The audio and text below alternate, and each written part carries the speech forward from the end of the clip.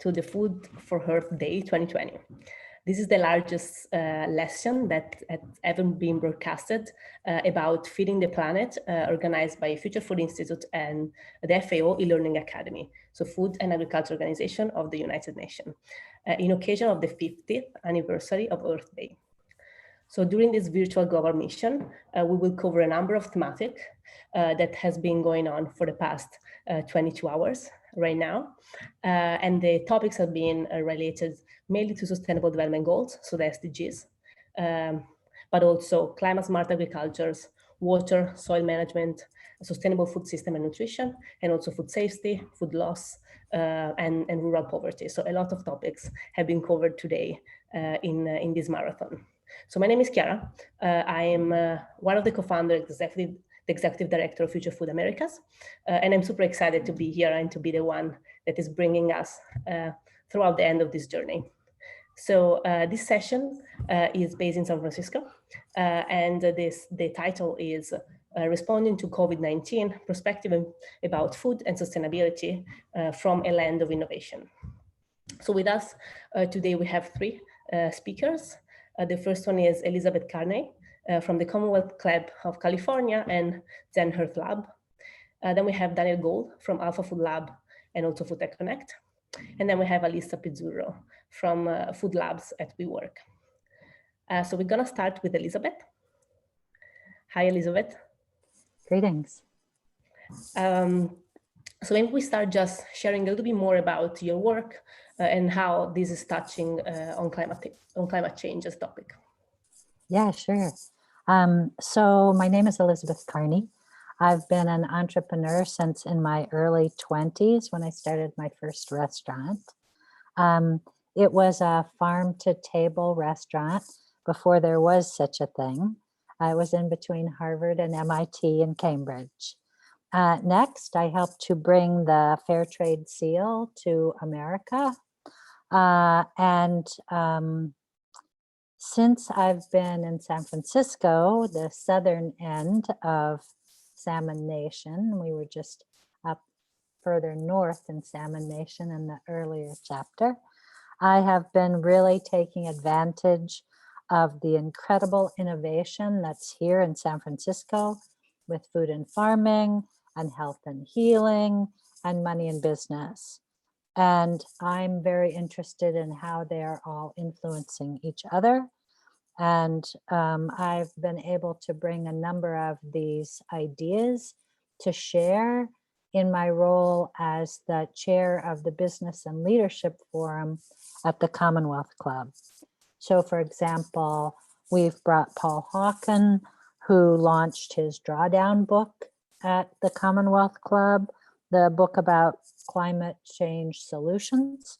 We brought Mark Bittman and Anna LePay, who've talked about making food and food systems. And as Sherry Hess was saying, we brought Dale Doherty talking about Maker Faire. So there's a lot of connections here today. It's great. But right this moment, I want to slow down and be in my experience at San Francisco, on the edge of San Francisco Bay, and tell you a story about whales. The other two things that I want to do today is I want to tell you a little bit about some work we did up in Eastern Oregon recently, and then also talk about epigenetics and how much our lifestyle influences our health. So that's kind of where I thought we might take a little walk together. So first, on one of the very early days, just as we were starting to shelter in place, I stopped at Crissy Field, which is on the east side of San Francisco, on the bay side, not the ocean side, but the bay side. And I was sitting along there enjoying a beautiful day. And I looked out at sea and I saw a whale. I've been living here for several decades. I've never seen a whale in San Francisco Bay. And so what that reminded me of is this thing that's been happening around the world with the air clearing up, the water in Venice becoming clear instead of cloudy, and there being little dolphins hopping around. The idea that in many cities, we're seeing our four-legged friends. And so as we think about our own experience during COVID, I invite you to put any notes in the chat about experiences that you've been having with your own ingenuity. I mean, here we are celebrating Earth Day and the generosity of Mama Earth. And I just think that this moment is so important for taking time to reflect. It's almost like Mama Earth has given us a little time out so that we can think about what we want to be doing here.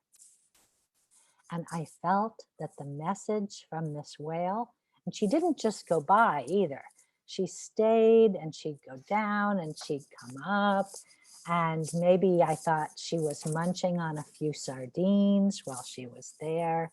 And the idea was that I experienced this message that if she saw as a part of nature, that human beings, that we were starting to change our behavior a little bit, that immediately nature starts to respond and that we can find collaboration. So in this way, I just wanted to invite you that if you had any particular moments where you've had either nature speaking to you or you've had some call from inside of you, our own, we're part of nature, right? Please go ahead if you want to and put those in the chat. And this arc from this whale took me back to last spring. And I wanted to tell you a little bit about that work. As part of Otto Scharmer's Presencing Institute, the ULab 2 made it possible for teams of people to organize particular projects. And the project that we organized was with Eastern Oregon, some Native people up there, where we started to prototype. And the prototype that we were looking at was prototyping a health system and community center that is nature-based, using native plants and foods for medicine. So imagine taking your hands on your own steering wheel of your health, and instead of praying to the gods of pharmaceuticals and doctors, we say, what is it that we can be doing to change our own lifestyle for the better? At that time, we were doing some different experiments with prototyping. And one of them was something called 3D mapping, where you actually take little symbols and put them out on the table.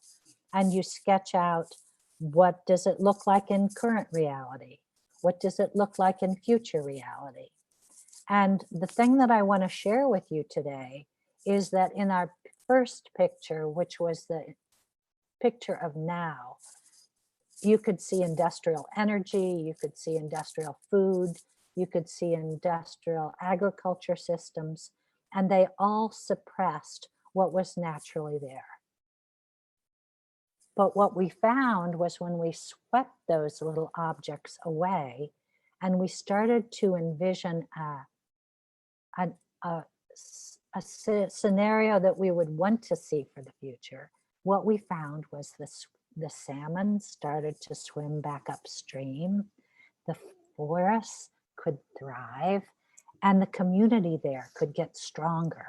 And as the community was stronger, they could share meals together, they could hold the edges so they could take care of the addicted youth or the isolated seniors or the veterans returning. So all of these things are possible when we kind of move some of the industrial systems to the side.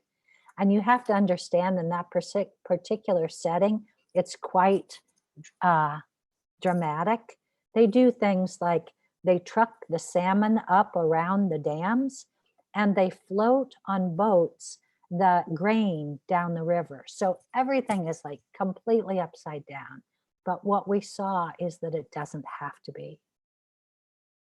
So this idea of having a health system and community center that's nature-based is something that is a project of Zenhart and Zenhart Lab in a more general way. And what I mean by that is that we think that we can transform the paradigm of medicine to being one that's much more oriented toward the root causes of chronic disease and influenced by things like for individuals changing their lifestyle, for communities creating stronger connections, especially by sharing food, and for societies re-envisioning the food and health systems. There's never been a moment where our awareness about who has chronic disease and who has a weakness in their immune system has been any more starkly visible than during this pandemic. We found, my friend Van Jones was saying today that in some communities, there's as much as 80% of the fatalities from COVID are from a population that's maybe 20 or 30% Black, but so skewed for the disadvantageous who don't have healthy lifestyles to suffer more in the face of this situation at the moment. But the thing is, we do have the ability to change our lifestyle intelligence. Not for everyone. Obviously, there's many people who would rather sit on the couch and work with their remote controls. But for the rest of us, to actually make some proactive solutions to our lifestyle, it just takes two ideas. One is to have the information that we need so we can make some changes. And the other is to have habits that can be influenced and changed. So in this way, Zenhart can help to create settings in local environments where groups, maybe even as few as 7 or 8 people, can all help to change the way that we think about our habits in a way that as individuals, maybe we can't do so much. At least here in the States, we tend to think about January 1st, I'm going to make some new resolutions. And then by January 20th, we forgot we ever made those resolutions. Now, maybe in some cases, perhaps in Italy, people support each other a little bit more. But here in the States, we definitely think we're individuals. But at Zenhart Lab, we see that if you just have a small group of people together, then they can start to egg each other on and do the health that makes the most sense. As Chiara knows, I really love to make ferments. So I make a really mean kombucha, honey ginger kombucha. Well, let's all make kombucha together. Or maybe it's a walk club after work, you go walking together. But all of these kinds of lifestyle intelligence ideas can be generated from the local community. And so just being aware, we're all indigenous to this planet, but maybe finding some more indigeneity in terms of the local place where we're working, we can start to think about who are our allies and who we might make kombucha together with. So this is my idea about Zenhart Lab. And this is where we're doing our prototyping for some of these kinds of things. And I want to just mention one thing to finish up this little walk we're having together. And that is to say that when we were in Eastern Oregon, the youth specifically said that they wanted to see a different system than the industrial medicine system that we all are working with now. They wanted to see one where their families didn't have to suffer from chronic diseases.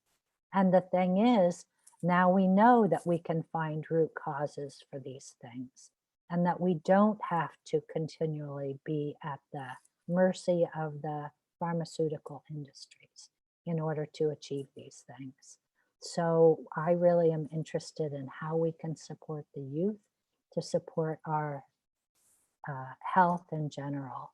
And if we have healthy food systems, the way that I like to say it is if you have vibrant food that comes from vibrant soil, then when we consume it, it gives us that vitality and our brains the energy to think the thoughts we need to think in order to solve the problems of the world.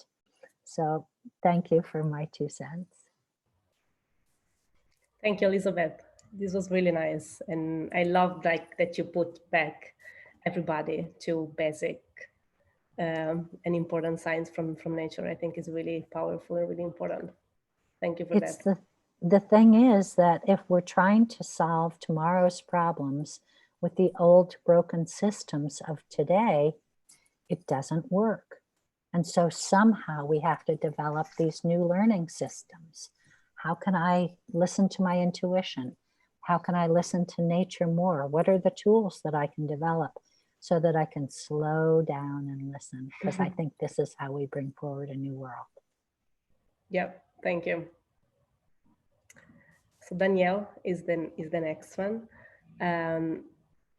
And before you, I think like you can start just like briefly introducing yourself, but before that, I would like to give you the first question. I think it's a good opportunity to just link with what Elizabeth actually touched on in terms of, she mentioned COVID, she mentioned this specific time, and also youth, which kind of bring me to entrepreneurship. And I know that with the work that you have been doing with Alpha Food Labs, entrepreneurship is actually a big part of it, as well as Food Tech Connect, of course. So I'm interested also like to understand a little bit more like your perspective when it comes to food entrepreneurship. Like we are coming from an era where food entrepreneur, becoming a food entrepreneur has been easier and easier, and especially in California. And now with this change, actually we are seeing some changes in terms of approach. But I know that with Alpha Food Labs, actually, you focused a lot also in launching new products and touching on the earth and sustainability topic around that. So I would be curious to know a little bit more about that. Yeah. All right. Thank you so much for having me, and happy Earth Day, everyone. One of my favorite days. So just a little bit of background about me. 10 years ago, I started a company called Food Tech Connect. We are a community for food innovation, and we're best known for our newsletter and our events, which track all the business, tech, and investment trends in food. I'm also the co-founder and co-CEO of Alpha Food Labs. We typically do consulting, working with companies to develop food products that are better for people, planet, and profit, and also to develop new innovation strategies, all focused on products that are better for you and the planet. So we get a lens into the whole landscape of everything that's happening right now. And one of the things in Alpha Food Labs, we're also launching our own brand, in the process of launching our own brand. So this is something that is near and dear to our hearts as far as thinking about what does that launch plan look like. So it has become easier and easier over the past couple of years in order to launch a food brand, but there are some unique opportunities and also some unique challenges that are emerging right now. So, on the challenge side, if you just think about the retail landscape right now, retailers are looking to keep their shelves stocked. Established brands are not investing in innovation right now. They are really looking to stabilize their operations. In some cases, they can't even do new product development because they can't get into the kitchen, they can't get into a co-packer to, if they're using a co-packer. And, we're seeing what's happening in all of the meat processing plants. So, when it comes to food production, it's very tricky and challenging. There's also supply chain disruption. So for a lot of people who have ingredients that are coming from other countries, they're not able to get some of those ingredients. There is, just distribution issues. And then again, when it comes to eaters, you don't have people that are looking for discovery necessarily right now. They're going with what they know. They're not in grocery stores where they can test new products out, taste them. And, only time will tell what that landscape is going to look like. I think there are a lot of great opportunities that are starting to emerge. I'm just going to pull up this stat because it was pretty amazing. I was on a webinar yesterday with New Hope, and there was someone from Spins, and they said that shoppers, since the week ending 2/23/20, there was over 1,000% increase in vitamins and supplements, a 3,000% increase in food supplements, 3,000% increase in digestive enzymes. So people care about their health. And I think that that's kind of an interesting, as you think about a lot of entrepreneurs who are developing products that are better for people's health. There's a great opportunity. There's greater awareness. The people who are most at risk from COVID-19 are people who have health issues. So I think that you're starting to see that a lot of people are starting to think about their health and are ready to invest in that. The other thing that was mentioned on this webinar that I thought was really interesting is that, in the 2008 downturn, if you look at the past, that historically people have been price insensitive to changes in personal income when it comes to the natural products industry, which is where we're seeing most of the growth when it comes to food. So that's, also encouraging. And, I think in the context of Earth Day, and the thing that gets me really excited is thinking about this greater awareness and understanding that people are starting to have of our impacts on the planet, and a greater understanding of our interconnectivity. So what that means, people are seeing, as Elizabeth was talking about earlier, people are seeing that when we reduce our, activity, that all of a sudden the sky in China is clearing up. In LA, there's no smog, and you see swans returning to in Venice, the canals. So I think that there's a greater awareness around the fact that you can actually see the impact that we've had on the planet. Not to mention that this started in a marketplace. So I think people are thinking about that. And then again, going into the health implications. So I think that there's a lot of opportunity for entrepreneurs and for larger companies who are thinking about how do we put out products that are better for people on the planet? Because I think people are going to care more about that. I will say that through our consulting work, we're doing a lot of consulting work with companies around biodiversity and regenerative agriculture. And I'm thrilled that the companies we're working with are doubling down on this.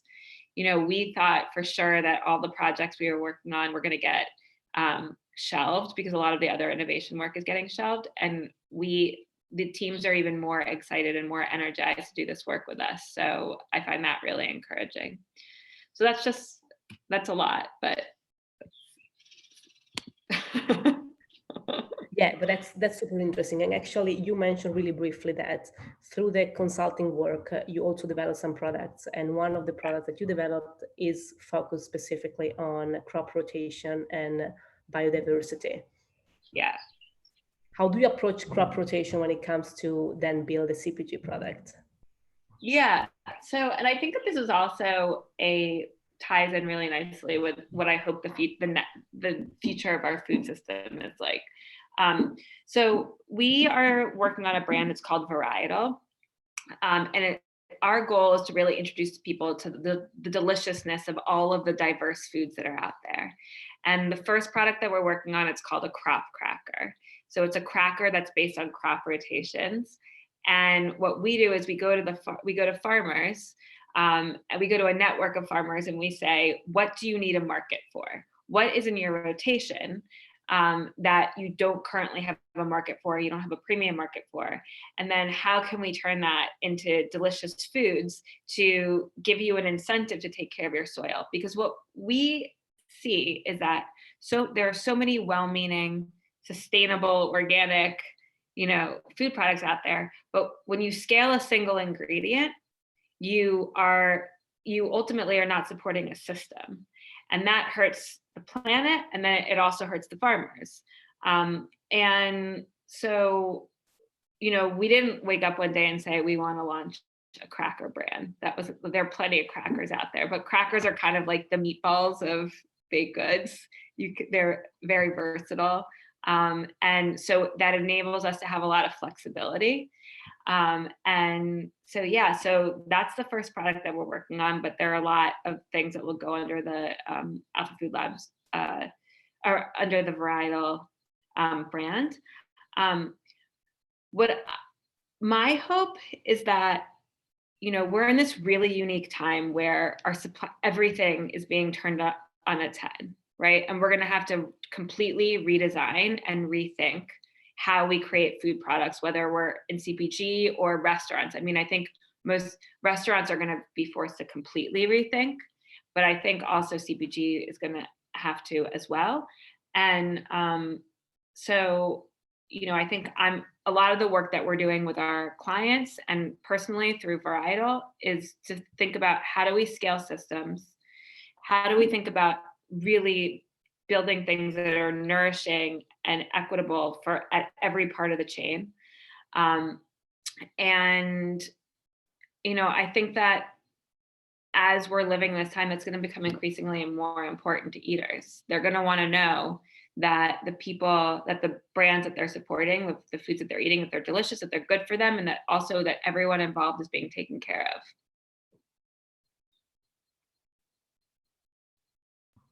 Totally. No, I totally agree. I'm taking notes. I really, yeah, makes a lot of sense, honestly.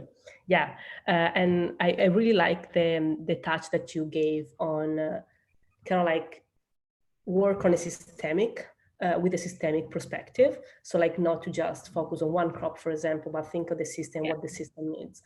And I think it's something that, as my experience, sometimes I see missing in the CPG world in general.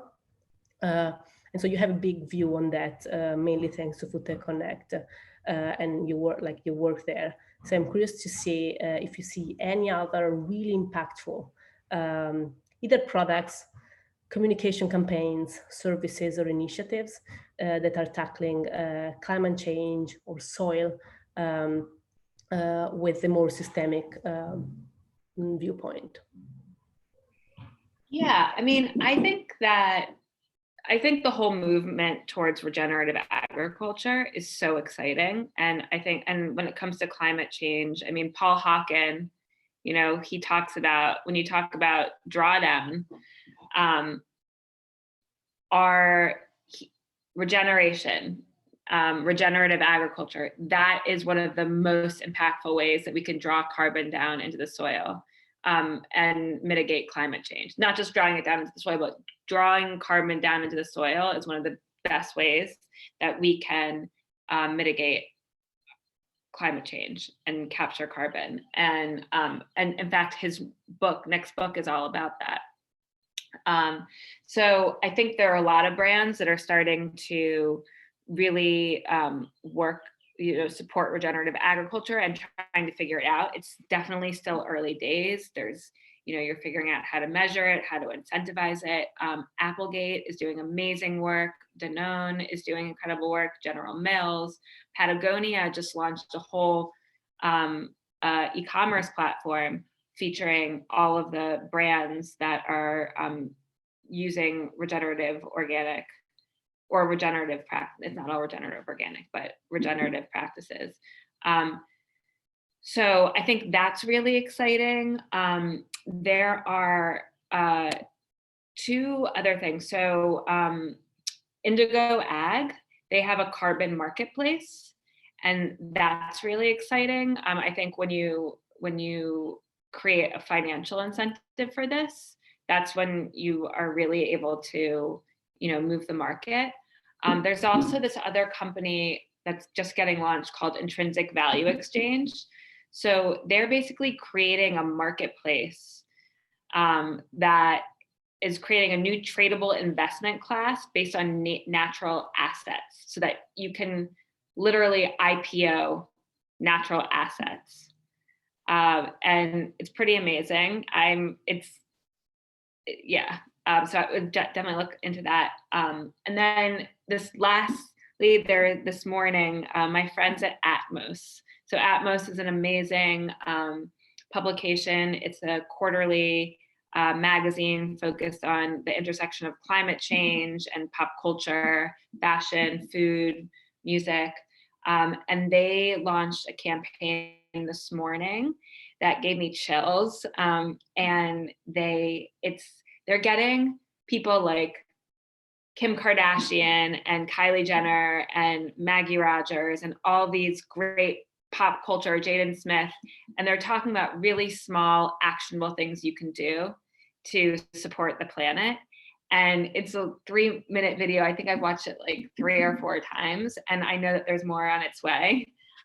So I would definitely check that out, because I think that the more we can make this cool and pop culture and, just tap into the zeitgeist that people are feeling right now of,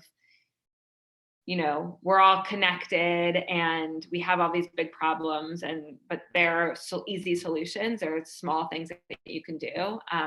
I just think it's really exciting. It's not doom and gloom. It's all just very happy and positive, solution driven. Oh, that's interesting. I mean, this reminds me, and I think we are out of time for you, but I think it was it's a good link. Like I read a lot about how this moment in general is supporting people to be like physically distant, but like build stronger communities and supporting each other for small, even focusing on small action items and things that we can do. So I think it totally makes sense. And it's a part of this big trend which is happening right now, which is giving me hope. So that's nice. Thank you. Can I have one thing? Yeah.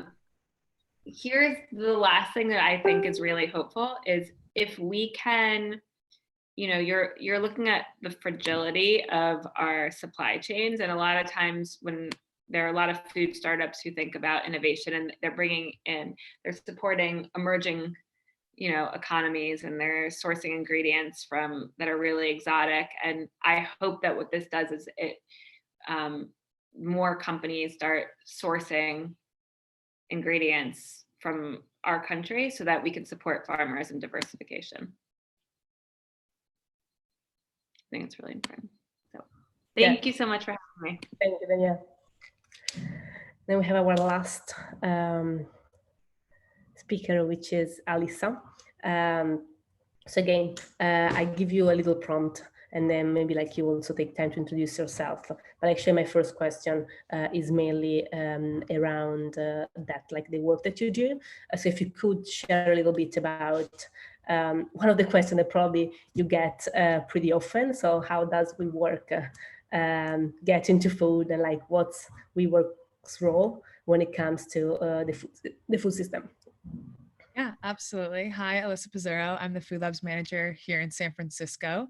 WeWork Food Labs originally launched in New York City and was kind of a combination of WeWork Labs, which is, well, it is part of WeWork Labs, but they help startups scale and grow to an extent. And we have a founder, Miguel, who is very passionate about sustainability and food systems. And once he realized their global impact and the amount of consumption and how we could enact change as a company, he put in place a meatless policy for our entire company. And that kind of sent shockwaves, I think, through a lot of different channels of WeWork's making such a big statement. They're a large company, how, why, and we were identifying in these startup labs that there was a lot of food companies that weren't getting the specific support they needed because they didn't have connections to the right funding circles or mentors, because it is such its own kind of community of people. And it built this really strong case for us to launch a lab specifically around food. So we were Food Lab. That's kind of initially how Food Labs was born. And then when we kind of put that out there in terms of whether you're a CPG company, ag tech, what have you, we saw this huge community come together in New York, and we decided to launch it on the West Coast as well. And as many know, there's a beautiful food community out here as well. And the focus is very different, but also the same. There's a lot of themes that you see. And we've really been able to support these companies, even in the climate that we're in now, which has been really special to see. And yeah, so kind of in short, helping startups scale and grow, especially in the food sector, and where they can make impact. We want to be bettering the future of food. That is our ethos. And so we take on members that align with that as well. Great. Interesting. Yeah. So it's basically maybe like just to link back to what Danielle was saying as well. I would be curious to know from your perspective, since you are kind of gathering a lot of entrepreneurs which are local here, if you saw some changes in terms of like their work and their challenges, and if you also see some opportunities in this moment. I mean, we're very fortunate because a majority of our members are direct to consumer or in grocery stores. We even have, like Danielle mentioned, the statistic around supplements. We have a company that launched a product in which you can take B12 supplements through a chocolate bite that is completely vegan and sustainable. And people have just been like ordering that in droves to their home. And it's actually giving a pick me up. So it's helping mental health. It's helping energy throughout the day. People are taking it right before their like midday yoga. And it's funny how, since our behaviors are changed, people are looking to see how they can incorporate some newness while also staying on their old trends. So we have seen our companies make a lot of traction. There's been a lot more open doors. There's been a lot more generosity of time, I think, which has been really cool when it comes to mentors or people just wanting to host webinars and have thought around food and have discussions. That's been really exciting. I think right now the only area which everyone's a little unsure of is funding. I think people just aren't sure what the future climate will look like. And so everyone's just kind of taking a pause there. And we're figuring out that right alongside them. Interesting. Yeah. I mean, we have been seeing the same, and it's really interesting to see how actually healthy food is taking kind of a revenge right now and getting more space. That's super interesting. And to build on that, I was curious to see if part of your work is also tied to sustainability when it comes to food. So to just like get back to our earth, and if so, how? Yeah. So the chocolate supplement company I mentioned, they're called Source. For instance, they're very passionate about sustainable packaging. We have another company, 12 Tides, same. It's very funny. You try to make this better for you product or a product that is helping people's bodies or what have you, but then you hit this wall of packaging, which just, it's completely impossible. If you have compostable packaging, how do you throw it away? Does it actually get composted the way it's supposed to? It's just this whole cycle and chain. And I think a lot of people in the space could talk about it for hours. So we do have members trying to tackle that and see what is the most sustainable packaging that consumers can use and actually have that be recycled or but put back in the system where they're not creating larger waste. So that's been exciting. We also have a company, One for Neptune, who upcycles, I want to make sure I'm saying that. Yeah, One for Neptune, who is upcycling surplus of fish and creating fish jerky. So just very interesting ways in which they can be impacting and be sustainable. I know that is on the forefront of every single one of our members' minds. So it's been interesting to see that. I know that there's, I'm sure, trends in New York as well, but I'm kind of boots on the ground here in San Francisco. So kind of working through those problems with our members and having that be a part of the forefront. I think that is part of a large ethos. Even hosting the Vegan Women's Summit, sustainability came up a lot as well. I think it just really goes hand in hand with the bettering the future of food, right? You can't really be tackling that problem without having sustainability be at the forefront of your concerted efforts for your company or your product. It just wouldn't really make sense. So it's exciting to see that these new food trends are incorporating sustainability and having that be a front thought when developing every stage. Interesting. Yeah, also because packaging, I think I read a lot and we did some research around that as well. It's kind of a challenging and tricky topic right now, especially when right now everything has been delivered. So there is clearly an over packaging situation happening when it comes to boxes that are dropped in front of your door and so on. So yeah, it totally makes sense. And it's really interesting to see how some companies are kind of like lead the way for that. So my other question was, and we spoke about that a little bit, I think throughout, you are the last one, and so there is also a little bit to wrap up here, but I think we spoke a lot about what's happening in nature, and Elizabeth mentioned animals showing up when we are not used to, and also Danielle mentioned the air and the sky. There is a part of like the body and taking care of the body that came up both for you and Danielle in terms of supplements and healthy food in general. But there is another piece which I think is really important, which is community. And so like social support and so on. And I think for you is kind of the core since you're building a platform, which is just like supporting entrepreneurs. So I would be curious to see how this has been changing in the past weeks, and also how if you see some interesting trends which are related to sustainability. So if some core values in terms of sustainability and like respecting our planet, do you think are actually tying people together a little bit stronger?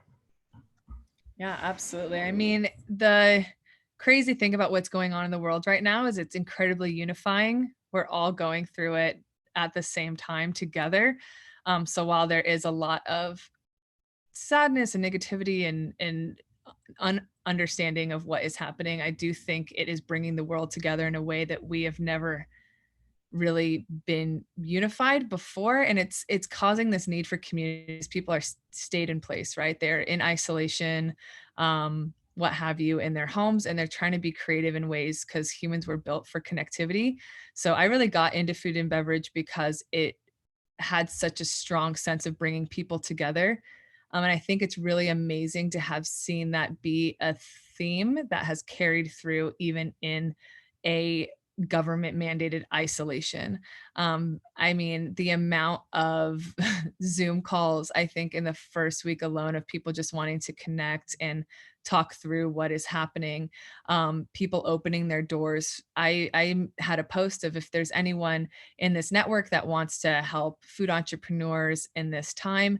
And the amount of response I got was absolutely overwhelming. And that alone was just so cool to see that people want to just be supporting one another and propelling each other forward. And I think a time like this makes you really reflect on what's important and where we need to be shifting the future and what the new trends are going to look like. And so I think that's where sustainability comes in, right? We're seeing a beautiful change in our planet. Just going on a run, you can see that the sky is more blue and the air is more fresh and there's more flowers growing, and you do see more wildlife, and it's like the world is healing itself. But a thought that kind of came to my mind as well is our world in the past decade has grown so quickly with technology, and I don't think we actually ever learned how to impactfully use it.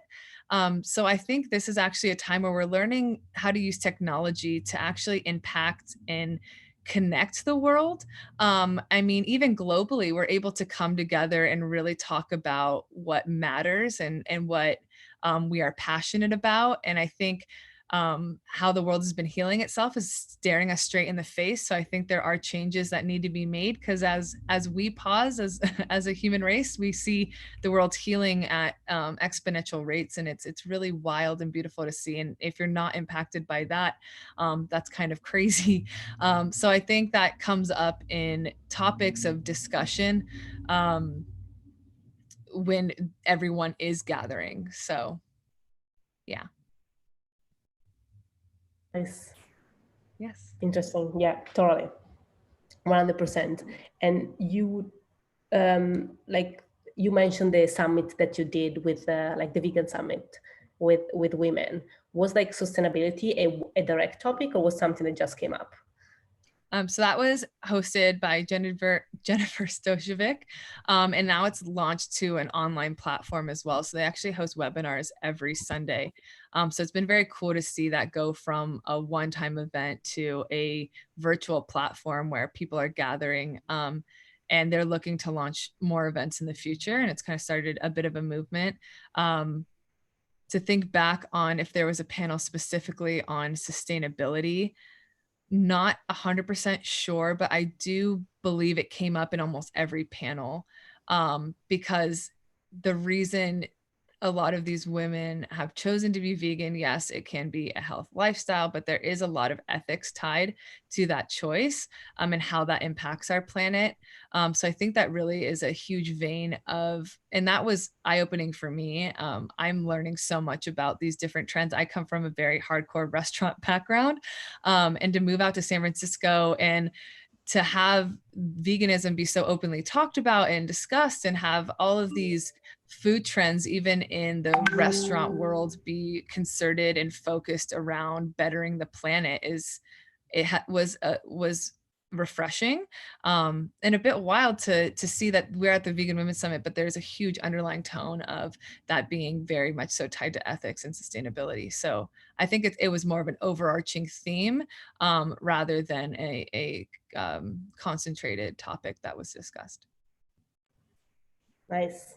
Interesting. Yes. Thank you. So I think we have about 5 minutes, and actually maybe we can also wrap it up. I'm going to wrap it at the end, but maybe Elizabeth, if you want to share a little bit more about also how, since we're talking about community, it totally makes sense to pull in the Commonwealth Club, I think, and the work you have been doing here in the city with the gatherings. So do you want to share a little bit more? I was just thinking about it because it's been so impactful at the Commonwealth Club. I mean, it's a 100-year-old organization that brings different speakers. Most of the presidents have come. Madeleine Albright was just there. Like, there's really quite a tradition. So it's been quite a big change to start doing everything online. And I don't know whether online will continue for 5 more minutes or 5 more months. How can we know? But whether it's online or whether we go back to having local gatherings, I always like to bring a little wine so we can all chit chat afterwards. But the idea that these overarching themes have been coming up over this 24-hour period, and congratulations to Chiara and Sarah and the whole team for making this incredible 24-hour worldwide event. But maybe some of this community and maybe some of these themes would be something that people would be interested in. A next step possibly being, coming over to having a panel discussion at the Commonwealth Club, or I don't know. I just love everyone and what they've had to say today. And I'm just super interested in continuing the conversation.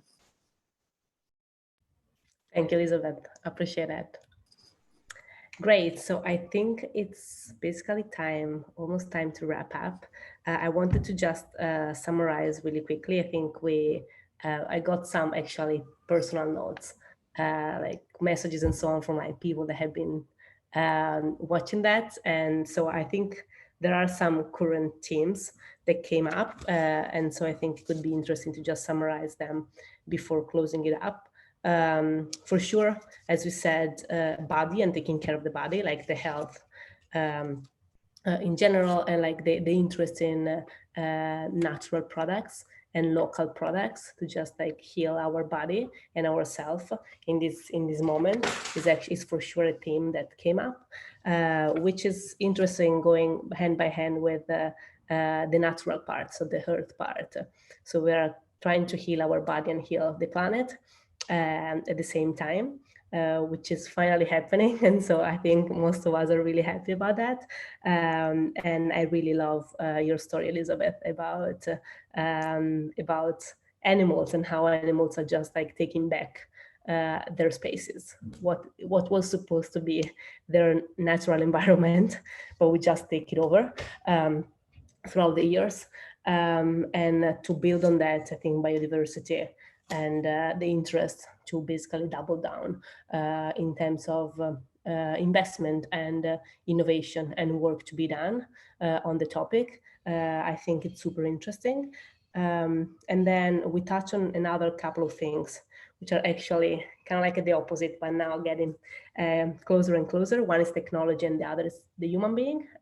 So technology, I think it's interesting to see how actually technology could be used to decrease our negative impact on the environment, and how actually leveraging the tools that have been developed in the past years is allowing us to just be more responsible, like more responsible citizens when it comes to our impact on the environment. And the last one is for sure social support and the need that we do have to just be close together. I tend to be really against the terminology social distance, just because I think that it's more like a physical distance than like the social distance, and the social part actually is blossoming right now, and it's really interesting to see how people and all of us could do everything just to stay connected. So it's okay to be on a Zoom call all day, as far as we see faces, human faces, and we can interact with people. So I think this was really, really interesting. So I think that's it. We're gonna have another session coming in still for San Francisco. So we double down on San Francisco, given the number of interesting speakers. I know that one speaker is actually already here, but I would like just to thank you again, the audience, but especially Danielle, Elizabeth, and Elisa for your time and your insights. I think they were really precious, and to just embark in this crazy journey of this 24 hours marathon for Earth Day. Thank you very much.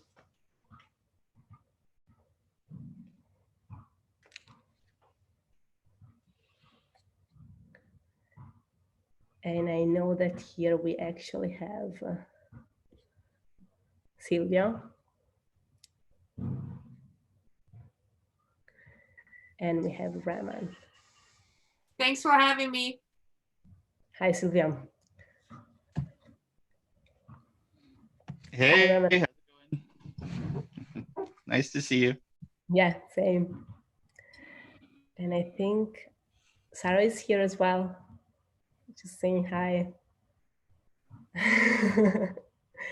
In mute. And I think we just missed one person actually, and we should be ready to go. So usually we use like 1 hour, like we did like 1 hour sessions, and we close the live stream to start a new one. For San Francisco, we didn't do that, mainly because we decided, as I said, to double down and so to have a couple of hours. It's San Francisco, even if I think that Sylvia is actually in New York at the moment. But we are getting some coast to coast support, which is always great.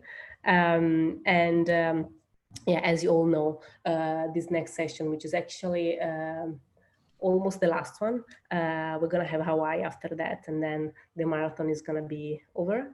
And I think our wonderful team behind the scene will be really happy to to just wrap it up after 24 hours of technical support. And we decided this specific session to be focused on culinary, on the culinary aspect, so more like on the chef side of the equation, just because we thought that talking about food, we really needed to complement the innovation part that we had in the first hour with a more hands-on foodie part, focus on chef and culinary art in general. So I'm double checking. I see Basad here actually. Baz, are you here? Yes, awesome. Awesome. Great. So I probably don't do the classical introduction again, since it's the same, live stream, and the three of you actually know me. But you, just like as a quick reminder, you are part of this great celebration. Is the 50th anniversary of Earth Day, and so together with the FAO e-learning academy, so the Food and Agriculture Organization of the United Nations, we actually, as Future Food Institute, we decided to have this huge broadcast session about feeding our planet, in order basically to celebrate Earth Day in a really special way, given this special moment that we're living in, which is this also like this pandemic and COVID-19 kind of like pushing us to stay home and to be focused more on really important and really fundamental part of our life, going from health, as we said before, to the planet, to the social network that we have. So we actually started from China this morning, which was basically yesterday for us in San Francisco, and we have been going through the world, just like walking virtually towards West. And so we basically spent a lot of time also in Europe, and now we are wrapping up here in the West Coast. This session is titled "The Role of Chefs to Preserve Our Planet," and actually we have three people here, which are Ramon Frey, which is the founder of Good People Dinner, that for the last 19 years, actually, he built companies and communities here in the Bay Areas, and his main focus is bringing people together around meaningful conversations. As far as I know, food is a great tool, let's say, to bring people together. And then we have Besad. I don't know how to pronounce your surname. Jamshidi. Jamshidi. Jamshidi. Which is the chef and founder of Mosh, New York. And then we have Silvia Baldini, which is an Italian-born but based in New York chef, and actually celebrity chef as well, I would say. So this session is meant to be just like an open conversation among the three of you and me, kind of like facilitating. So I have a lot of questions. I have a lot of like interesting points that I would like to bring on the table. So maybe the way we do that is I give you some thoughts and some questions, and we can have like the conversation started. Knowing you, I don't think there is anyone shy in the room, so I don't think this is going to be a problem. So I think the three of you are doing an amazing job when it comes to getting people together, feeding them with great food, and also teaching them what's the effort and the skill set which are required to be like behind the scene to prepare the food. So being in the kitchen, Shells has also the important role of an important responsibility of making sure that menus are actually not just designed for final eaters, but also for the planet.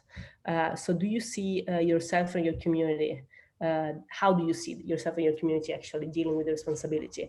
And if you will need to link your work with the earth and with sustainability, what would you share and what would you talk about?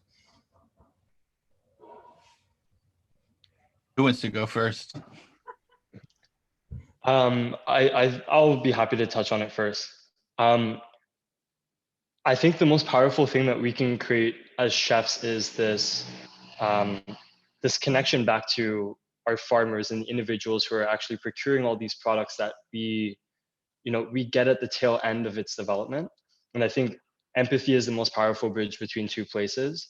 When you get to take the time to come out of your restaurant and take your team to a place where people are working with livestock, they're either in a commercial equipment kind of way or a brick and mortar way in which they pick every single piece of produce out of the land. And you get to show someone, in effect, the amount of labor and energy that people spend doing one part of the system that we get to be a part of. I think you almost feel like this human responsibility to honor what happens in those gestures. I think there's a lot of places that may otherwise not be responsible with the way that we procure food and the way that we think about those systems. And maybe that comes from partly a lack of curiosity, but even more so a lack of education. I think it's so incredibly important to look at every nose to tail point of your system, because in effect, if you're passionate about what you do, you'll naturally become more responsive about how you curate those elements and how you use them best. Yeah, when you're talking, I'm reminded a little bit about Blue Farm. I think it's Blue or Stone Barn.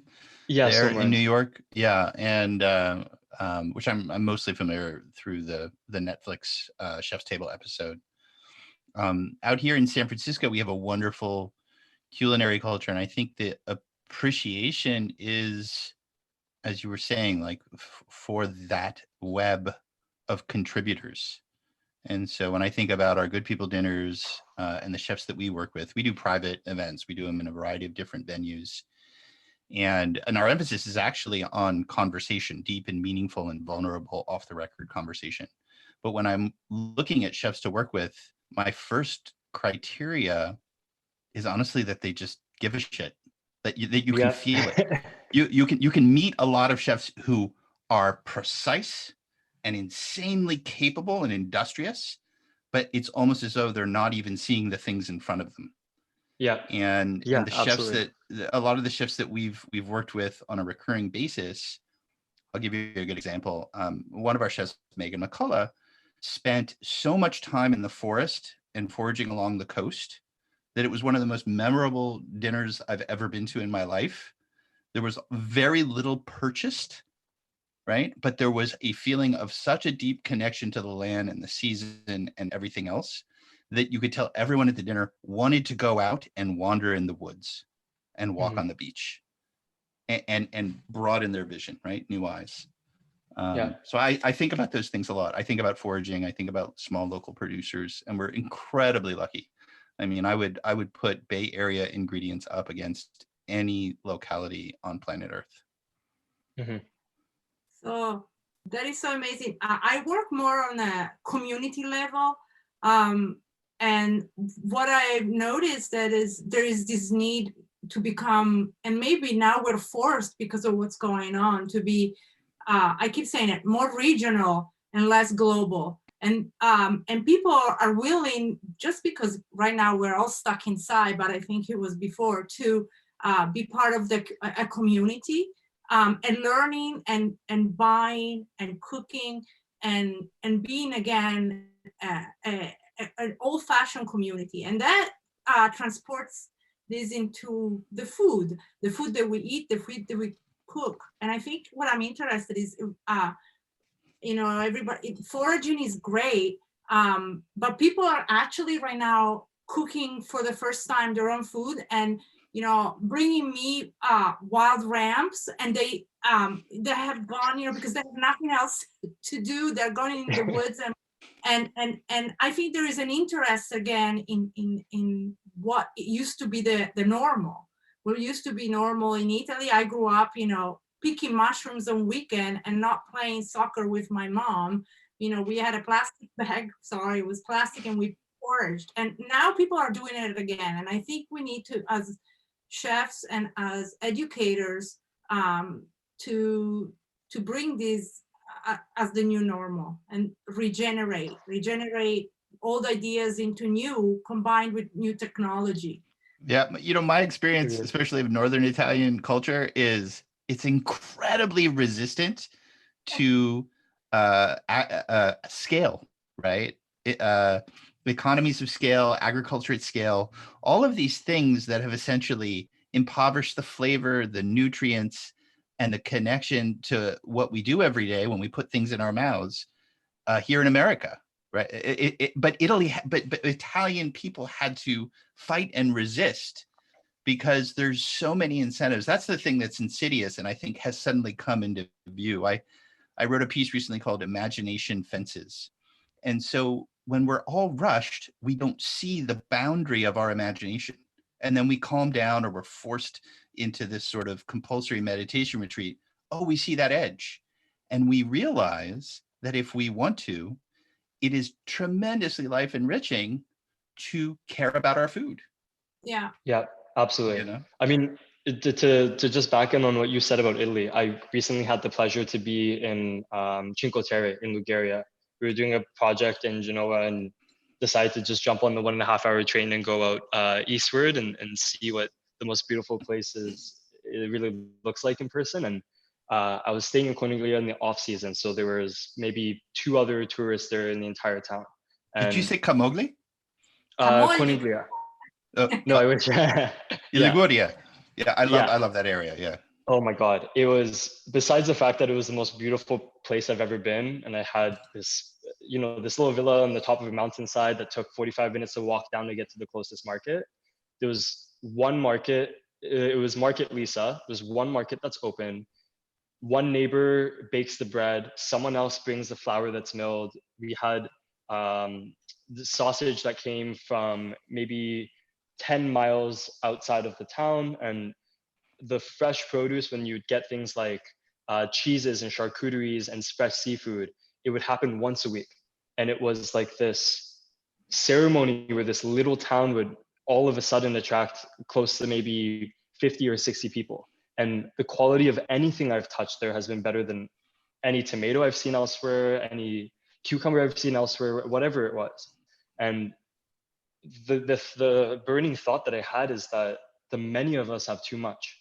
We couldn't even understand how significant a slice of bread is over an entire loaf that we have, because we have all this stuff at the masses, and to commercialize food in the way that we've had it's lost its substance I think we could. I think the three of us could gush about Italy and all of the wonderful things about Italian culinary culture. One of my favorite, when people ask me for recipes, I often refuse, and I point them at Samin Nosrat, who did that series, Salt, Fat, Acid, Heat. You have some ground rules, right? And she talks about fat in the north of Italy. But what you just said is much more interesting to me. So we have this moment of pause, and we look at these incentives, and the incentives are what you just said. They are maximalist.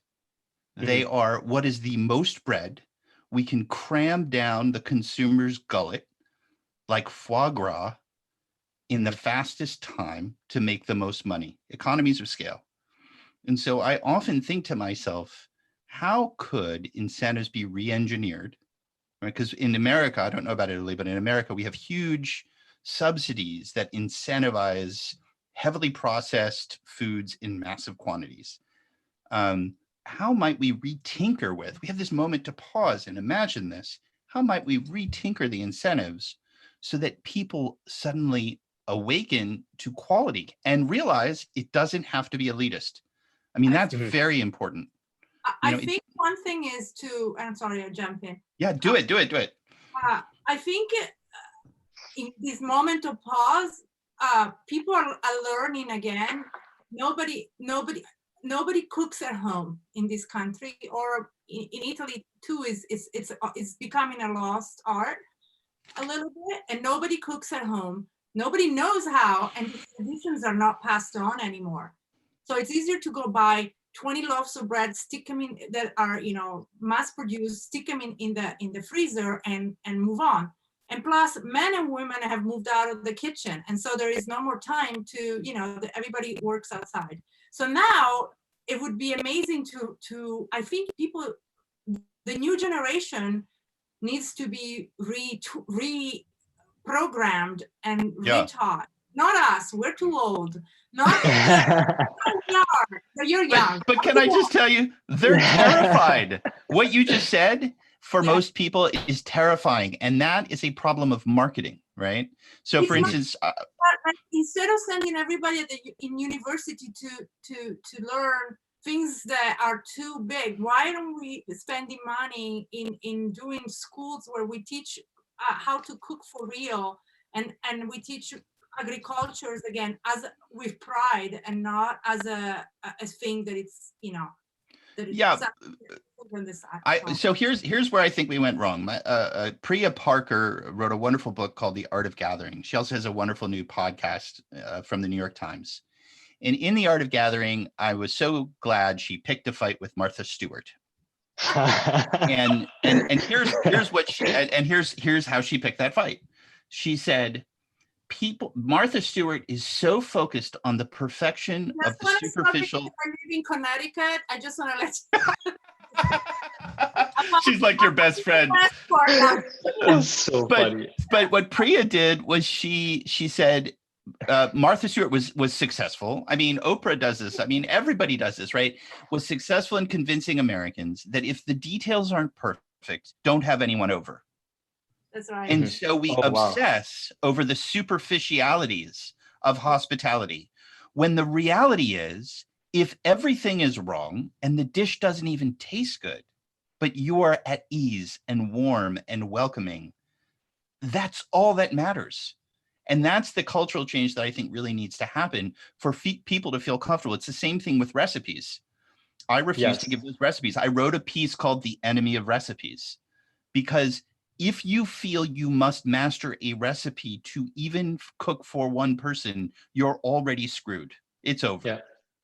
Right? You need the ability to say what's in the fridge, or go to the market and say what looks good today, and then work with those ingredients. It's like being able to play a song on the piano beginning to end, but not being able to hold a single melody. Like, right, exactly. The instrument has no use to you. Versus the improvisation. That's really nice.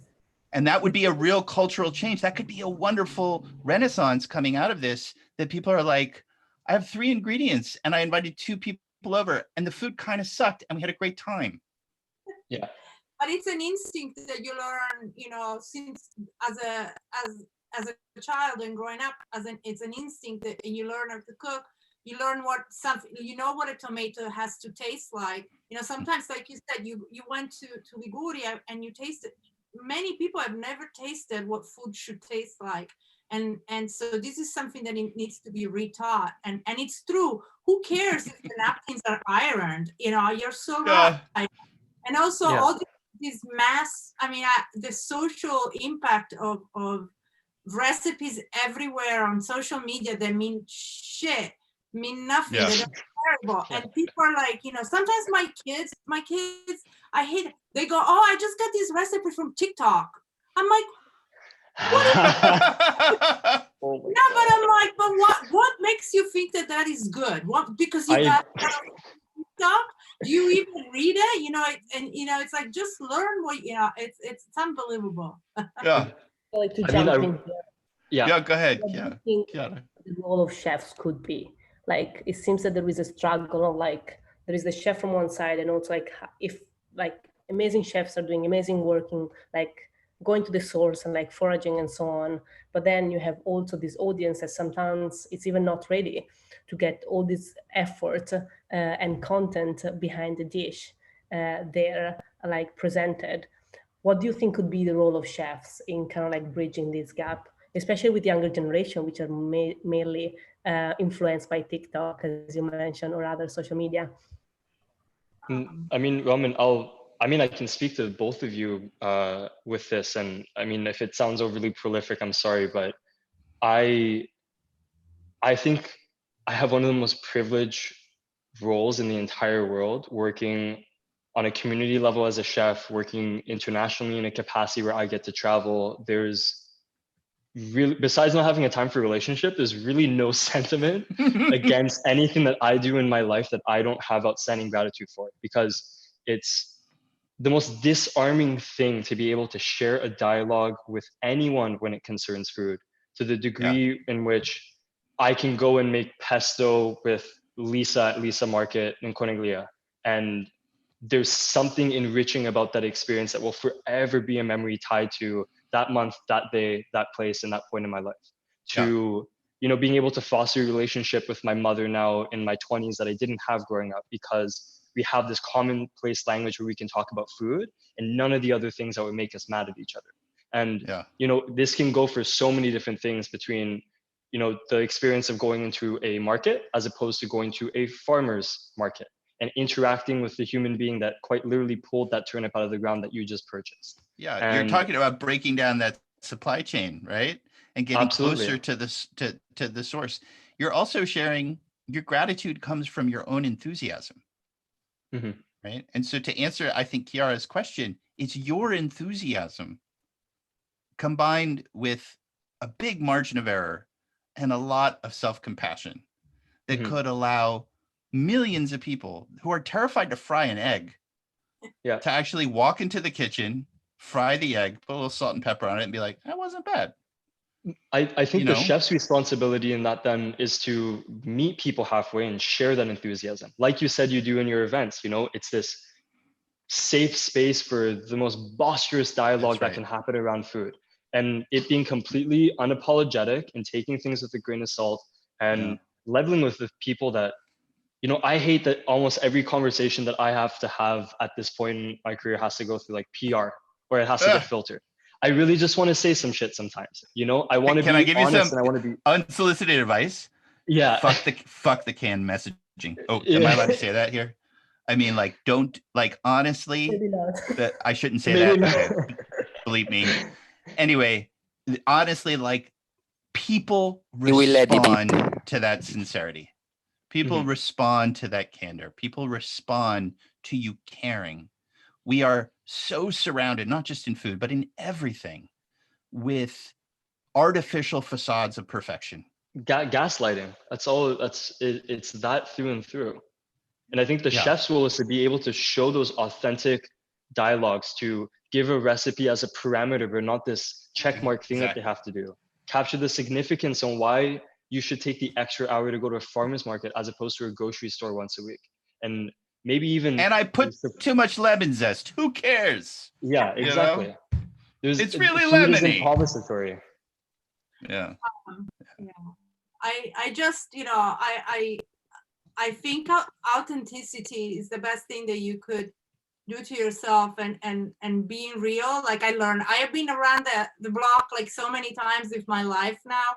And I think by now I just say what I feel, and and I don't, you know, nothing stops me anymore. And I've learned that people, when you talk about food, people want to share their own experiences. First of all, we all come from different parts of the world and different, you know, food is something ancestral, something that has been with us since we're children, and we all have different traditions.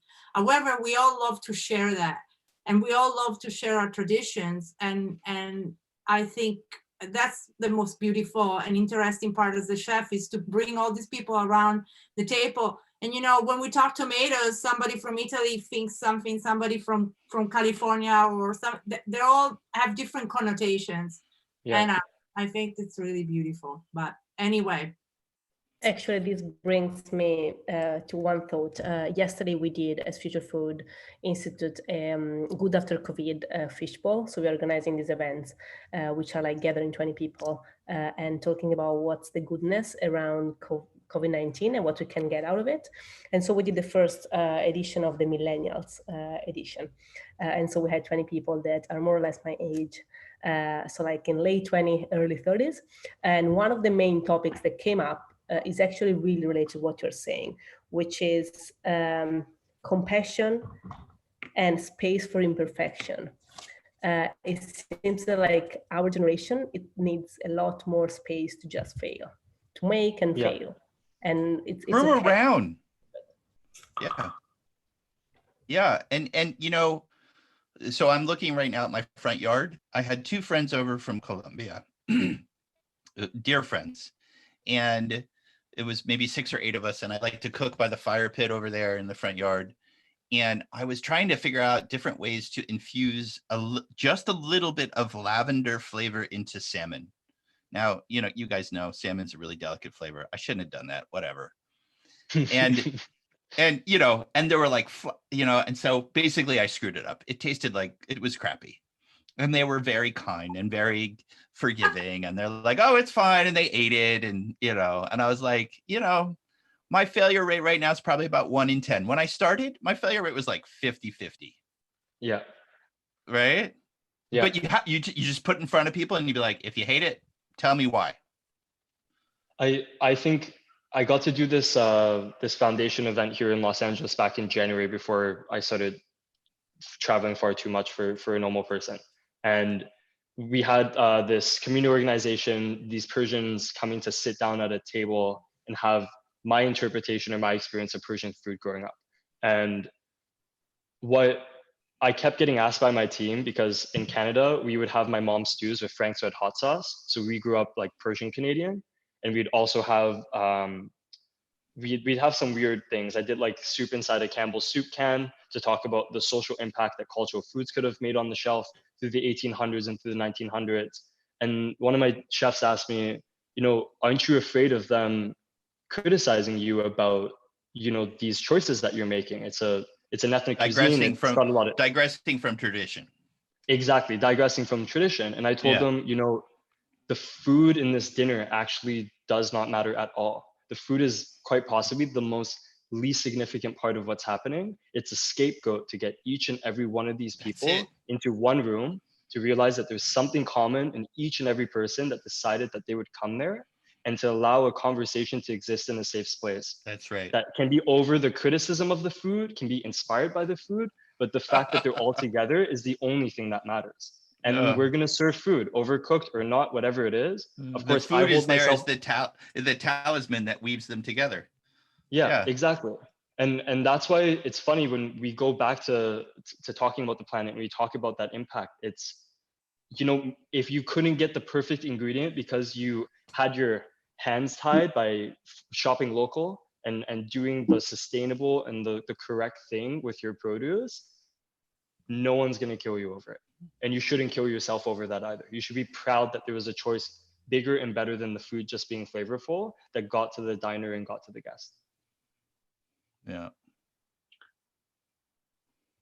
And so to build on that, might the chefs be the storytellers for compassion and imperfection?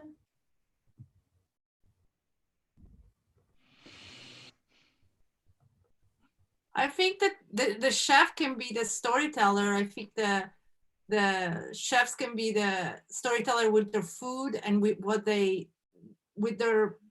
ability to bring the stories to the table. But I think the stories are built by the people around it, by who you serve and who you have around the table most of the times. I think we make too much. We have become too important. The chefs, they I think too self-important. I agree. Yeah. I mean, there's a prima donna level of chef I don't work with anymore. Let's be real.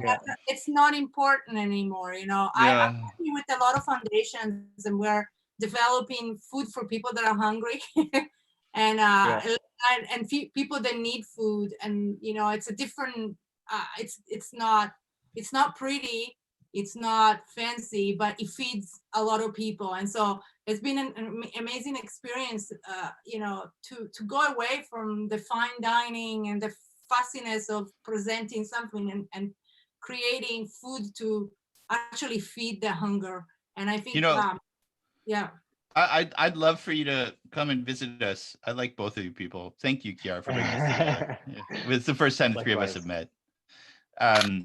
One of the things I would invite both of you to come here to San Francisco.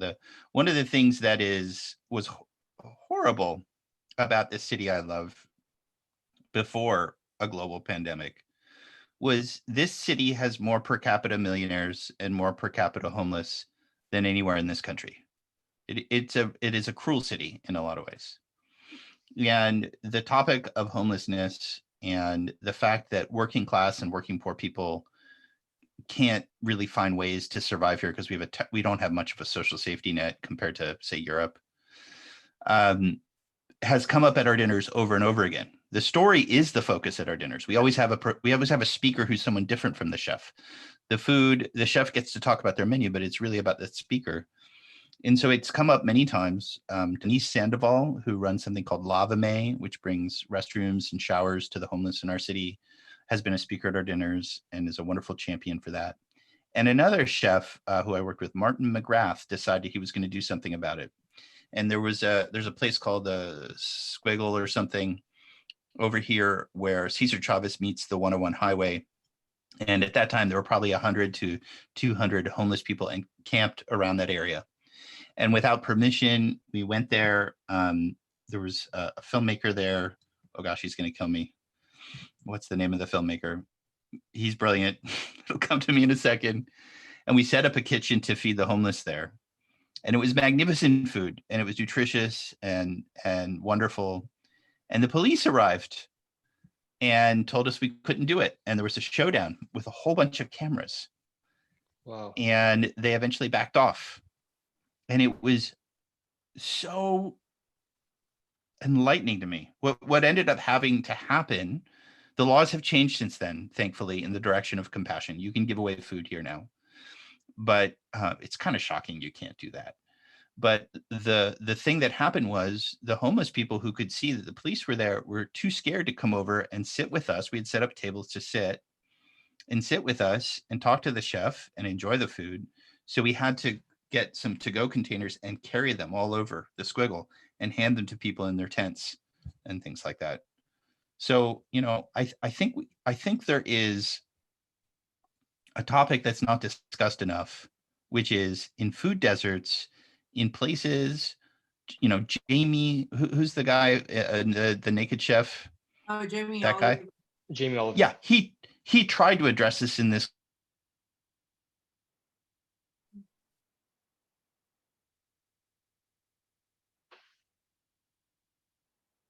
Did you lose him? I think we lost him. Maybe.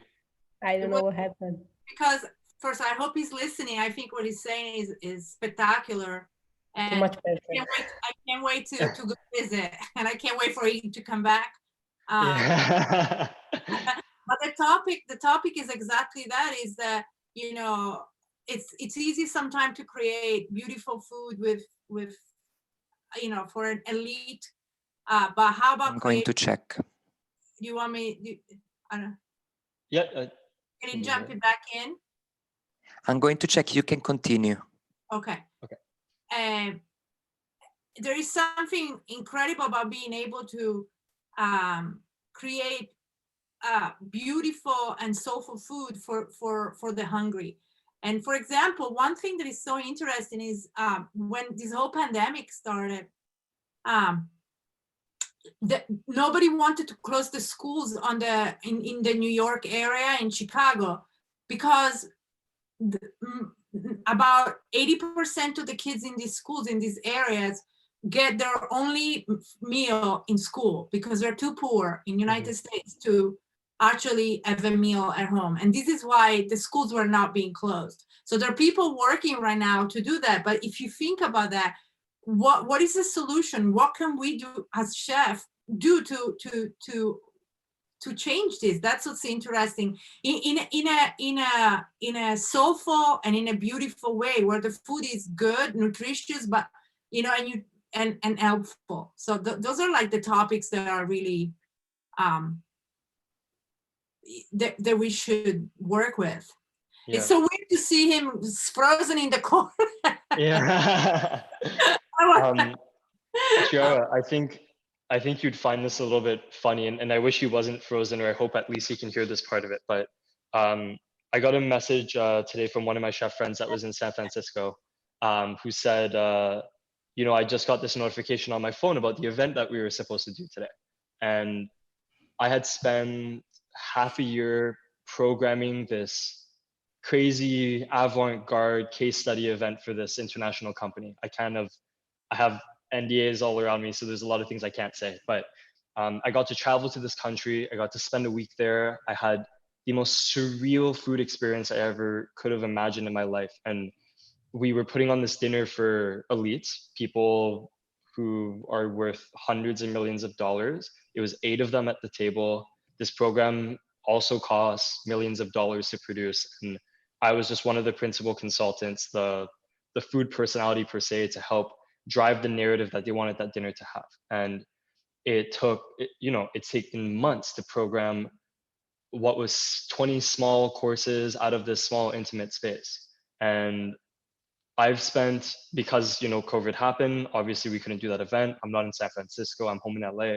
And I have spent my time since I've gotten back and since my travel has finished focusing on social impact programs across the United States and the world, helping with the procurement of PPE equipment to our frontline workers in New York State and abroad, working through different non-for-profit, showcasing community initiatives, fundraising money, and all these things that they don't capture food per se at the tip of the lip, but it's at the soul of what we do for our community. We nourish them with this type of support. And the silver lining in COVID is that each and every one of us has been given an outstanding amount of time, an outstanding amount of space from what regulatory took our demand in our life and forced us in certain directions because we just had to provide and we had to do things, and given us the space that we can explore where our priorities really are and what we really need to do and what's essential. And I find it hilarious that I get to talk about this with you guys on a live feed with the Future Food Institute, and the fact that I don't get to be in San Francisco cooking nice food for rich people, but I get to be having a greater conversation that is significantly more important, that costs no money at all, and can make a bigger difference outside of a small table for 8 people. And I think every chef needs to recognize the significance in that. And every person needs to recognize the significance in the time that we've been given. And if each and every one of us don't come out of this knowing closer and more fuller what it is that our true work is and what we truly want to do with our time, we've wasted what I think is the most universal and largest opportunity that mankind has been given for that focus. That's a really beautiful thought. I've been really frustrated. I go from day where, I'm very active. I need to move. I'm always on the go. And so I've been on Zoom, 24/7. Yeah. And it's been incredible, but somebody yesterday told me, he's like, think about what Mandela did in prison and think what he accomplished. What are you complaining? You've been home for like 2.5 weeks. And it's like, you can do so much from just sitting at your desk and Sylvia, what do you think we should be doing right now? If you could wave a magic wand and we're all doing it, what would we be doing? I think what I would love to do is to convince people that this way of living in the I live in a very small town, actually. It's not small, it's 10,000 people, but it's a small community and it's a very caring community. And I think everybody's, besides being a little dissenter, has been really excited to restart a life very simply. So nobody's commuting anymore, nobody's in the car, and everybody's really excited about that. There is, buying only from local stores. We can only, we're not going in any other places. We're not ordering so much. Everybody's buying local. We wait in line, people wait in line. And if we could preserve this as an essence, I think it would be incredible. I know that people are going to forget this in a couple of months. If, God willing, we all going to be able to go back. I don't know. If we can preserve this sense of, people are so happy. I see them, walking outside. I feel guilty for being happy right now and loving them. Same here. You're not the only one. That's really, people are happy to be kind of at home, doing their own, even my children, that they're like going to school, doing e-learning, they roll out of bed, they don't even brush their teeth. Everybody is it's exciting. Yeah. So if we could take this and reshape it and go back to this kind of living and with the food in mind too. I mean, I never got so many people calling me about how to make bread. I'm like, what is this? I can't even find flour at the store at this point. I'm like, learn to get, everybody has on this bread and, and people are leaving me jars of their bread and it's unbelievable. It's like I had one friend drive up on his motorcycle outside here with a big bag of citrus from his yard. I had another friend leave like a 5-pound bag of coffee from Ritual Coffee on top of my fence. Like, yeah. I had this dude, this is a huge trader in Manhattan, a millionaire. He left wild rams. I'm like, this dude went to get wild rams in the woods. And he was so, I keep talking about them because I can't believe they're so good right now here in the Bay Area. Can he be my neighbor, please? Yeah. So, what would you do? What do you guys do if you could do anything from prison? I mean, for me, there's two things. It depends on what your situation looks like. And I will absolutely acknowledge the privilege that I have to be, okay in a place of income where this is not the end of the world for me. To be in a space where I can keep myself entertained, where I can, commit hours of the day to work and be occupied by what it is that surrounds me. And I also sympathize with those that is not the case, and with individuals who their whole day and night. And my background is a line cook. I came up in the kitchens like every other chef that's wanted to be in a Michelin star place. So I know what it feels like when you're not working 8 to 12 to 18 hours in some cases inside a restaurant, and you need to sacrifice yourself that way to build your livelihood. And so there's one of two things. To the people who are sacrificing, who are used to sacrifice their time in order to build their livelihood, who are dependent on those jobs, who are in very difficult, perilous situations, I think every single one of them needs to look inward and figure out what it is that they need to do with their time. Hopefully our government can step up and provide them the relief that they deserve and need right now to be able to moderate that time. I don't know either, but I'm staying hopeful. California has a great governor, and hooray London Breed. I love our mayor too here in San Francisco. Just gonna shout out. But most importantly, I think they need to recognize their worth and realize that how they were treated before is not the way that they need to be treated going forward. And with that said, with the people that do have the privilege, they do have the space and the resources, they need to level right now and they need to provide back. We're building this online platform with a company called Chef's Feed that we recently launched today.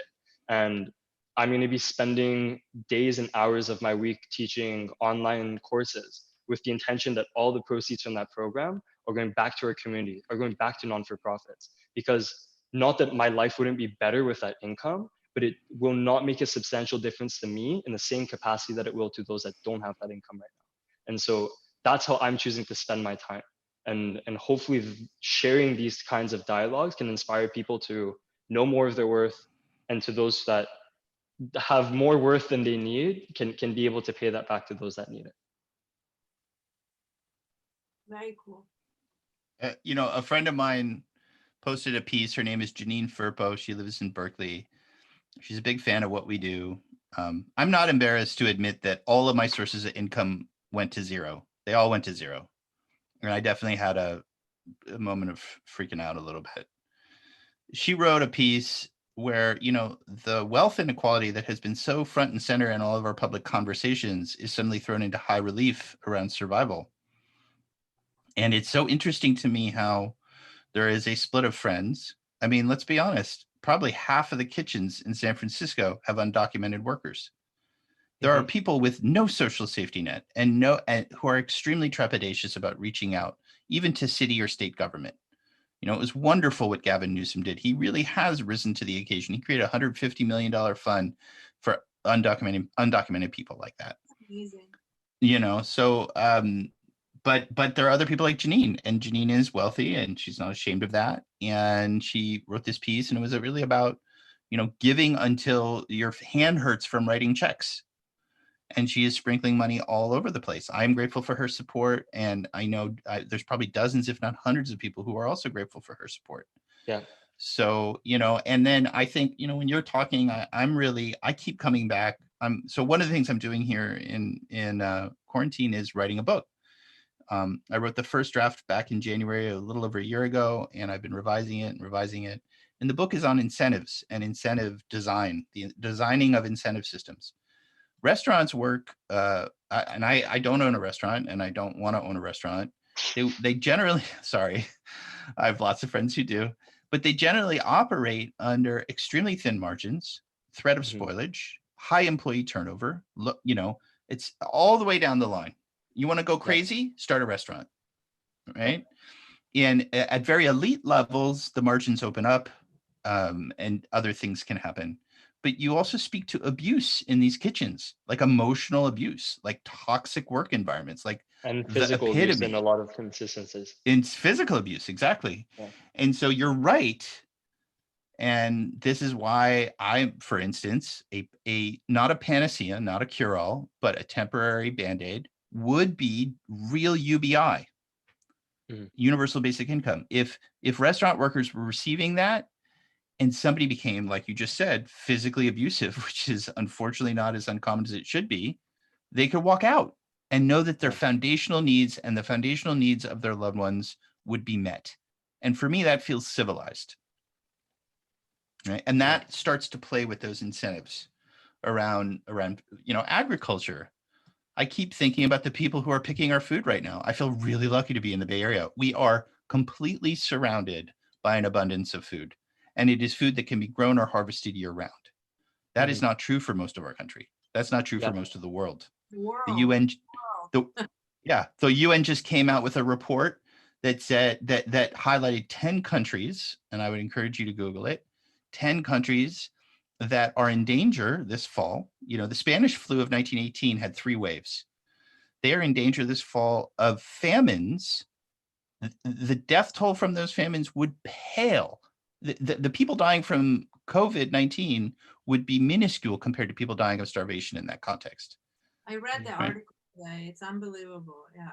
Yeah, and so there's the Band-Aid, which is let's help these countries, and then there's the fix, which is what are the incentives in a world of so much wealth? What are the incentives in place now that need to change so that you're breathing? Great, don't worry about it. Roof, clean water, food. You're breathing on Earth. Welcome, human. That's what you get. Yeah. I know. Sorry. No, you're right. You're right. It's I think that would be the mission and the thing to go after. And you know, we're all at home right now feeling sad for ourselves, and there is people that are really gonna, you know, even if we don't have an income right now, you know, my income got, I'm not embarrassed either to say, you know, all of a sudden most of my project got canceled. The big everything got canceled. Yeah. Canceled. We all, but I know that I have a roof over my head, and I know that I'm gonna be okay when I come out of the other side. Yeah. But you know, but I don't, but you know, but maybe, you know, maybe that's what's, you know, what everybody should be doing right now. Should be thinking about the other 3/4 of the population that doesn't have that. You know, I have a thing that drives my friends nuts, but they also appreciate, hopefully, about me, which is recommending books. There's a book by a local Bay Area intellectual. Her name is Rebecca Solnit, and the book is called A Paradise Built in Hell. And it's exceptional. We have this expectation, and I think there's deeper reasons why we have this expectation, that when everything goes wrong, all this shit hits the fan, we're going to be terrible to each other. And the rule is it surfaces all of this latent altruism and kindness and magnanimity and generosity. And she talks about what happened here in San Francisco during the earthquake in 1906. Everyone just giving everything away. And I see that behavior in people all around me, and I'm trying to do the same. I read something today, and it was talking about, you know, how we adapt as humans to any situation. And it was a woman that had just gone through the Sarajevo situation, you know, just a couple of years ago.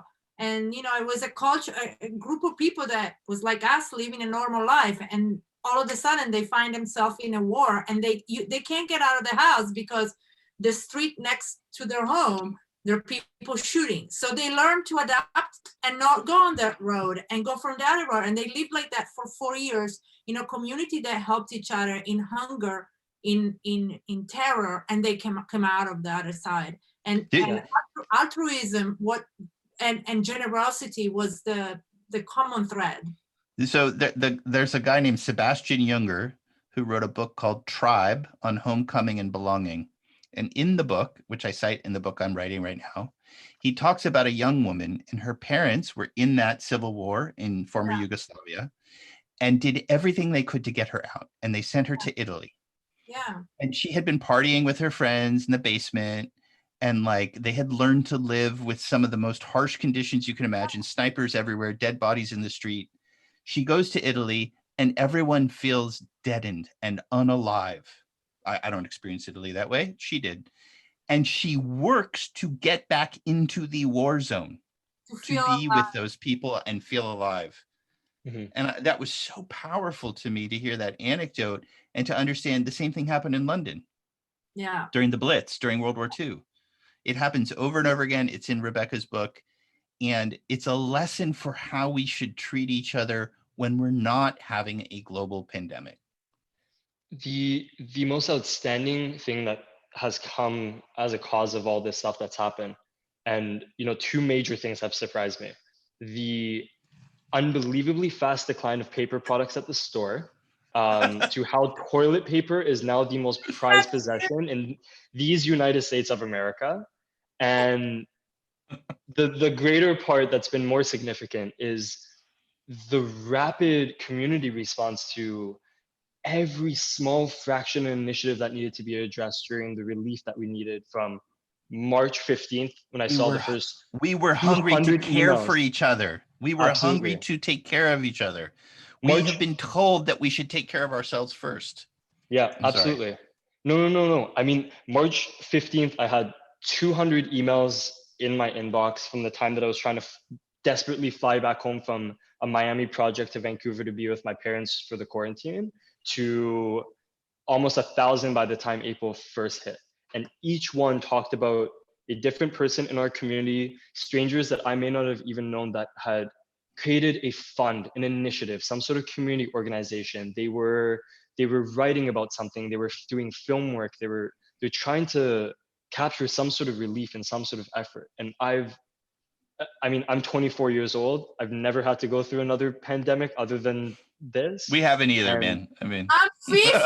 I would pandemic before either, man. Yeah. I would at least like to think that in my lifetime, if anything good is to come out of this, the coolest thing that I got to see is the way that the communities across the United States decide to respond to this. Outside of government instruments and outside of presidents and people telling us to do things, like no one told us to do shit. We just did it.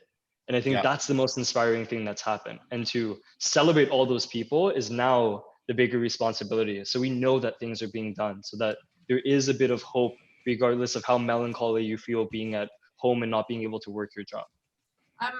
It's so true. I'm working now. I'm on a board of this new company called Zimo, and the idea before the pandemic, the why they approached me, was to launch this platform. There was a social platform for chefs where they could connect and then upload and do events and sell food, and instead of and bypass all the Uber Eats and so make so that they could actually make money off it.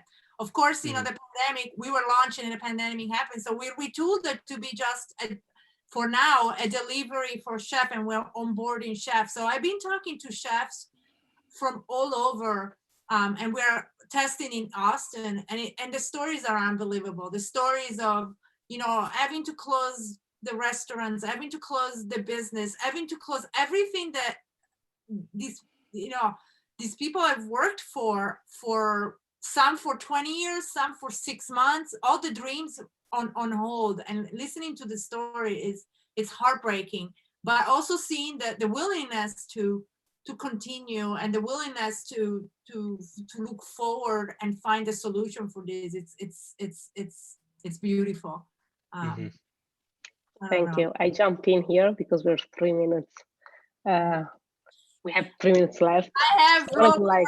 the mouth. Sorry. Kiara, have you been awake for like 18 hours or 20 hours or something like that? No. I was just following this last part, but it's actually, I should say, it's one of the easiest conversation I have ever facilitated. You just didn't know. It was great. I love it. So yeah, what I would like to do in this last couple of minutes, maybe like I touch on like the few points that you raised, because I think it could be really interesting as a sum up.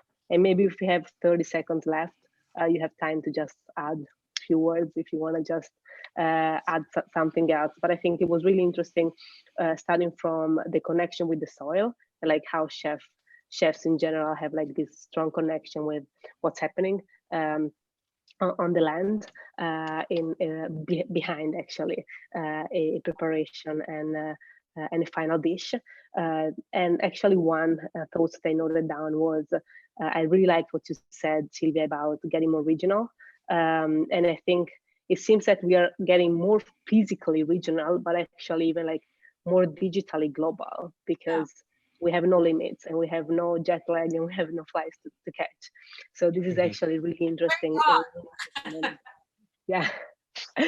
And what I'm like, a question that I would just like to put down in the word is like, if there is actually a different business model. I think you touch on the scalability constraints and how everything changes magnificently and like really amazingly as soon as we stop thinking of how we scale our restaurants and how a chef is then becoming a multi-billionaire businessman. So it's really interesting to kind of like give some thoughts around how would a world be without the scalability mindset. And I also really liked this chef as educator approach, in the one that is actually in the space, and to everybody to just wrong, but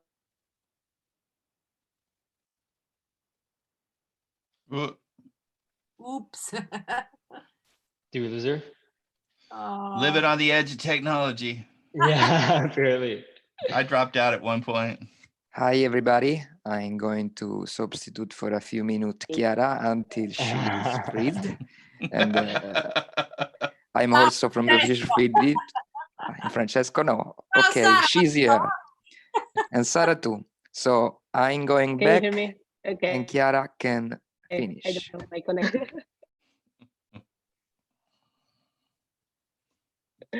Hear me now?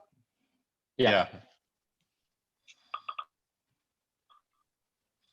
Okay, like a few points. I might write them down and share with you and on the link as well, because I think it's interesting. And we're out of time, but I see it already, and some of the next speakers from Hawaii, actually, which are already here, which is exciting. So yeah, I mean, thank you for the to the three of you to join, and session so interesting and so fluid and Oh. Di nuovo. Yeah. And simply amazing. Zoom is a miracle. Let's all have gratitude that Zoom actually even works. I mean, yeah, seriously, this is amazing. Yeah, and that Francesco. Yeah, live streaming has been working for 24 hours now, 23 hours now. So. Exciting. Crazy. Yeah. So thank you so much. Thank you. Awesome. Thank you, guys. Okay. Ciao. Thank you so much, Take Chiara. care. Thank you so I much. hope to see you live soon, everybody. It's been really, really cool. Thank you. Yeah, you too. Yeah, please visit in San Francisco. Likewise. We hope to come back soon. We were there pretty often, but now it's not so easy. We really hope to be back soon. Thank you so much, Chiara. Thank you so much for moderating Thank you, ciao, guys. session. Take care. To everybody. We are going to be live again in a few minutes for our last session, the Hawaii one. We remember the session will be live from our YouTube channel, youtube.com/Future Food Institute. See you in a few minutes.